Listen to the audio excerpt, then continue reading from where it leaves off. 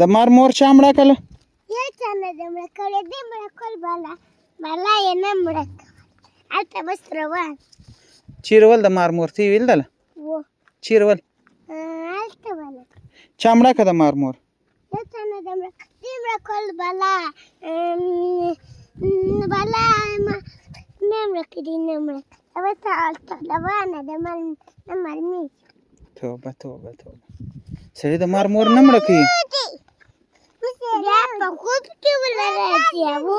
نه لاله مسافره چی غواړې